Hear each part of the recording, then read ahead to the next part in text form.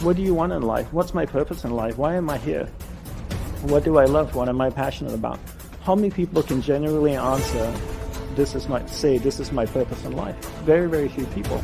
Once you're clear with your purpose, you know what to concentrate on, and you know what to direct your finite amount of energy towards. If you're conditioned, it's because you have allowed yourself to become that. And if we've conditioned ourselves to believe certain kinds of things, and one of the things that we kind of believe and hang on to and live with is this whole idea that all of the things that happened to me in my past are what are keeping me from doing what I'd like to do today. So we hang on to these things and we fill ourselves with blame. You have some options. Here you are exploring the variety of your environment and coming into alignment with who you really are, and then allowing all of that to flow through you too. So in every moment in time, you have the option of focusing in a way that increases and enhances your alignment and your joy, which causes you to resonate with everything you put into your vortex, or something else. There really are not so many other choices, are there? You can focus on a problem. You cannot have enough money and feel bad because you are attached to the money, or you can not have enough money and feel good as you're anticipating more coming. But the consequence or the circumstance of the money does not need to dictate to you how you feel.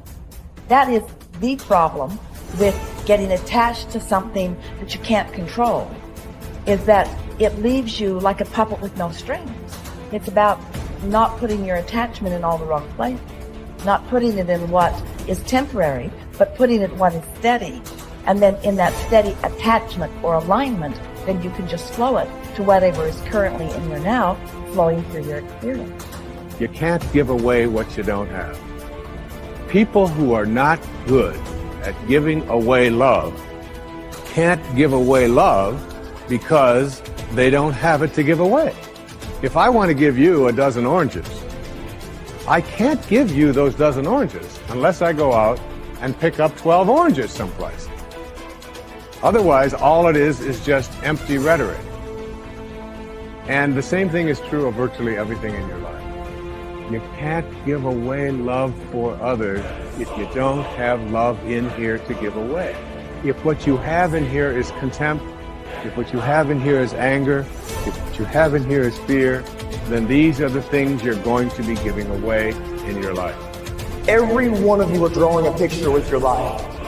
You're the artist. Your hands and your feet are the paintbrushes. And the choices and decisions you're making right now are the paint strokes.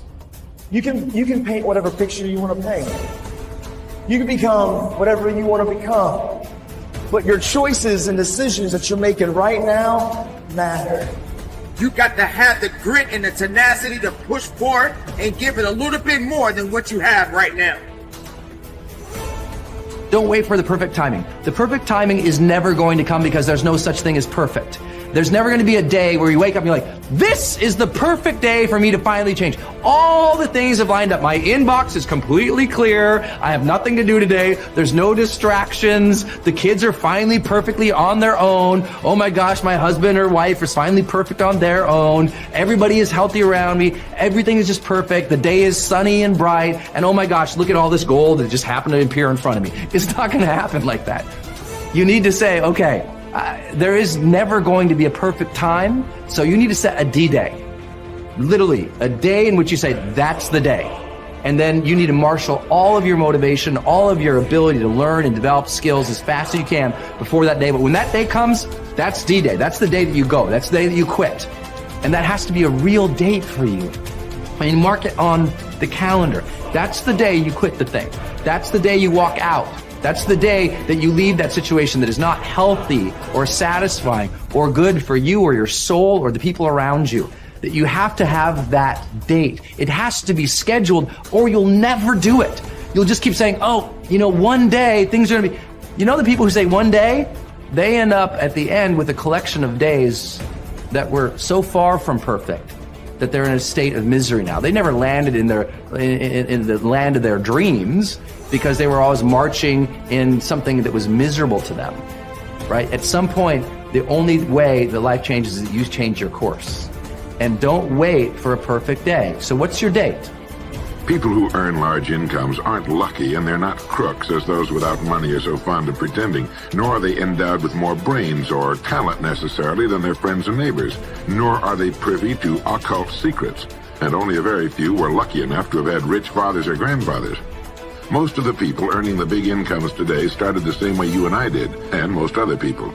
The only difference between the men who earn big incomes and those who earn small incomes is that those earning big incomes decided to earn more.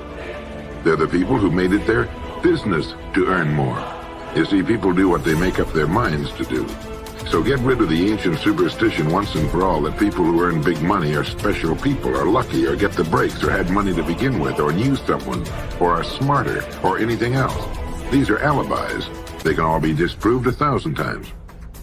The reason there are so many of these alibis around is that men who fail to make the grade financially are seldom honest enough to just admit that they really didn't try and keep trying. So in order to justify their failure, in order to remain seated, they dream up and pass along these old alibis. We're all self-made, but only the successful will admit it. The commitments we make to ourselves and to others, and our integrity to those commitments, is the essence and clearest manifestation of our proactivity.